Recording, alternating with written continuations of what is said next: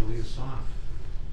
This decision by the Plan Commission was at a workshop, and the chair is here to reinforce and further explain, but it really backs up, in my view, the discussion you had at your hearing where we talked about what if. And Pat went so far as to work out the document you've now seen. And so to me, the usefulness of this is it puts the Plan Commission on record of saying that we think this is a good idea. David, do you want to jump in? No, I think that we always were afraid that if we would have embedded the updated goals, objectives, and policy in the master document, there'd be confusion because the words in sections may not support exactly the goals, objectives, and policies. So our goal was, our objective, whatever you want to call it, was to basically have the new goals, objectives, and policies as the main document with the future land use maps, everything else be, and data, and everything else would be appendix. And we even, in the current proposal that you have for the update, we want to take the data and make it an appendix that will be updatable constantly based on the source of information. So we were trying to do this in steps, but we just wanted to go, because there was some discussion at our workshop about a document that was prepared at the request of the tribe that Pat did a good job of doing to redline it, and I think that may have caused some confusion, so we just wanted to go on record and say that we support having this main document as an appendix and then the goal, objectives, and policies as the beginning. So exactly what Pat has given you. And does the land use map also fall into the update?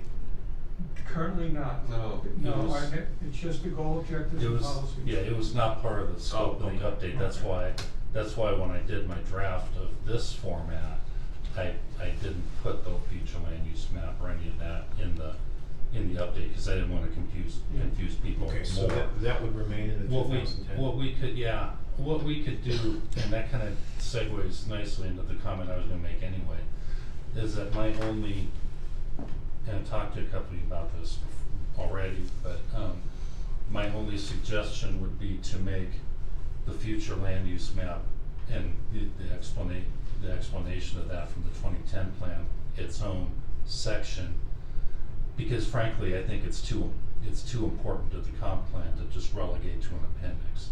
Now if you want, we could call Appendix A future land use map and then Appendix B 2010 comp plan. You know, if you want to be, you know, truer to the Plan Commission's recommendation, that would be fine with me. But I do think that should be broken out of the main plan and made its own section because, like I said, because of its importance to the plan. Okay. And the plan was to, once the goal, objectives, and policies is approved in some format, was to immediately go and tackle the land use map and data. And then once that's done and approved, that would just be, you know, just moved from appendix replaced. Understood. The current language would be replaced with the newly approved. It's almost a four-step process: goal, objectives, and policy, land use maps, data, and then all the other stuff that's in the appendix. Right. Mm-hmm. I like that. Is there a public hearing required each step of the way? Like, we go forward, we approve, let's just, for argument's sake, the 16 pages, the Appendix A for the map, the Appendix B for that. When we update the map, is that public hearing? Yes. Yes. Perfect. But on the appendix for the data, do you think that could be done in a way where the staff could continuously update data? I think I would probably wait for the process to go forward regarding that, and then I think at that point, you know, we would, you know, certainly, you know, could put that into a module that then that could be updated. You see the original concept was, instead of actually David's organization updating everything all the time, is if it's U.S. Census data, we would point to the census data. And as that is updated, We could say, say then current census. Yeah, and if it was state information, it would come from the state. David would have to input his own building, you know, building permits, whatever we desire. We also wanted to look at the data itself and make, with David's help, make a good concept of just maybe reducing what we collected. We only want meaningful data that helps with strategic planning and comprehensive planning. There's some stuff in the current plan that may not be necessary. So Right. as you update the data, that would roll into the appendix, presumably. Well, that's the question. I mean, it would, but what I still don't know is how much of this, after the first round, we could set up so it doesn't have to be a continuous public hearing process. Well, if it's statistical data, like for example. You would think we could make do it that the avail- same way we do in the code, where we have, for the land use code, where we adopt, fees by resolution periodically. Okay. And that's a simpler process than a public hearing. But I'm wondering if we couldn't set up the appendix after we get through this next round, such that the staff and the plan commission can just update it and call it good. As long as that, as long as that's part of the.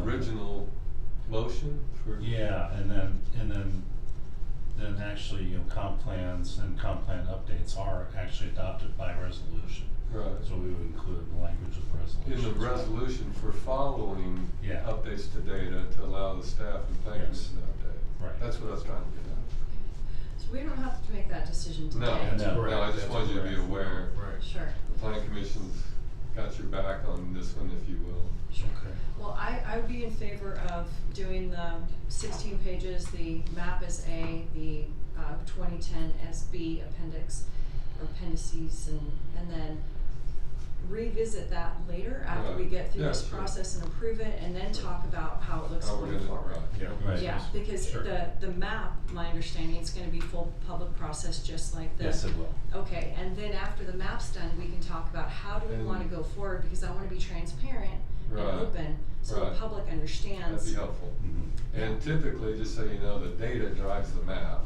Right. Okay, Correct. thank you. Do you need anything further?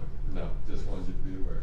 Okay. Yeah, we'll have a continued hearing on this whenever. The Jan- 23rd. January 23rd, yes. right? Mhm. Right. Understood. Okay then. So what I'm gonna do is call for public comment, because the next item is executive session, and rather than dismiss the folks and then have them wait around, so why don't we just move on to public comment? Anything? Dave? I just wanted to clarify, when David talked about the planning commission wanting to make more things by right, it was never intended to do away with the CUP process.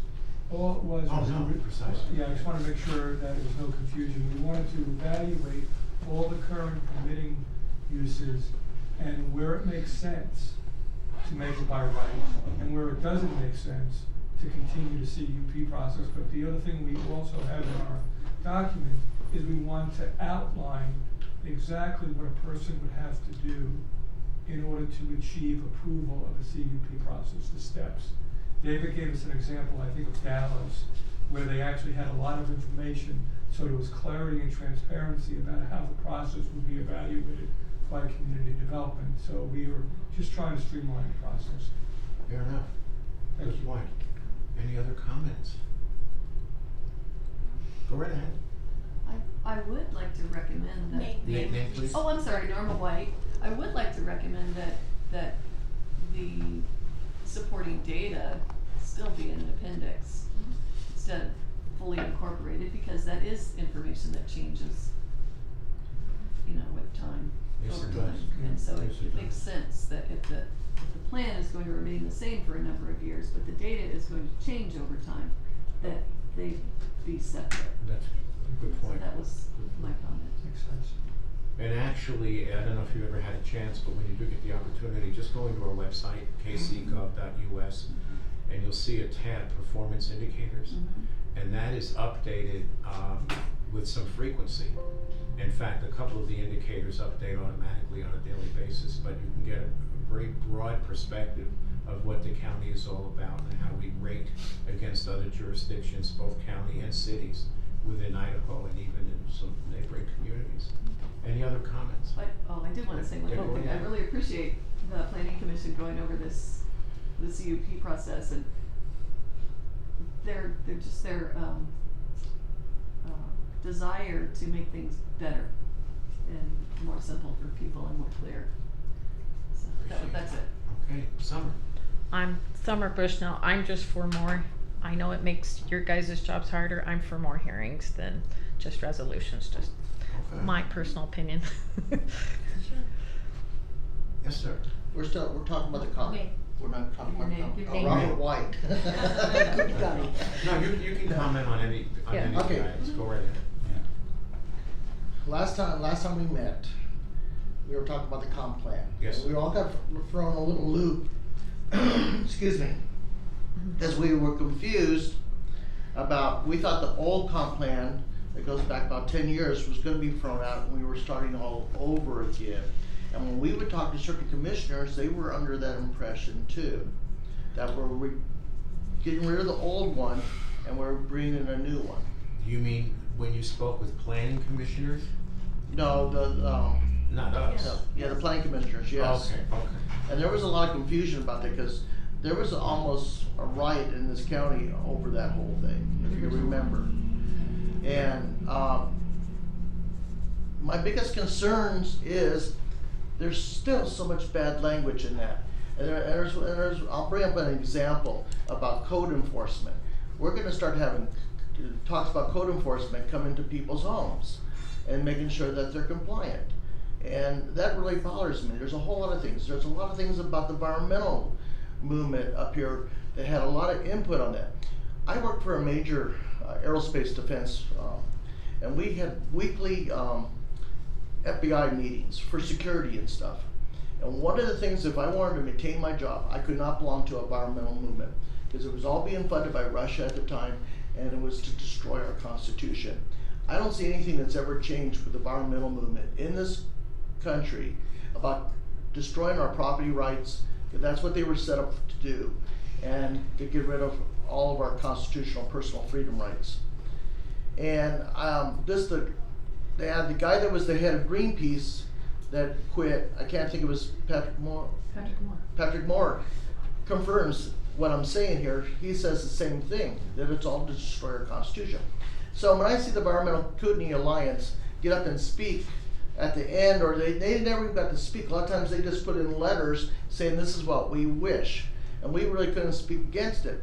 I look at people's property rights being destroyed. Now, believe me, I don't want to see our environment destroyed, but I don't think people have a right that don't own property to say they could tell us what to do on our property. And we've seen a lot of that when we go back to the original comp plan. And that's why I really think that a lot of that original comp plan needs, I don't want to see a police state. I came from a police state. And seeing people come on people's property, or people want to turn people in because they have an issue with that person. And we have that going on right now in this county, where someone hates someone and they're going and turning people in for every little thing. They found out every bit of piece of property they've had and they're turning them in. And this really bothers me that we're going in this direction.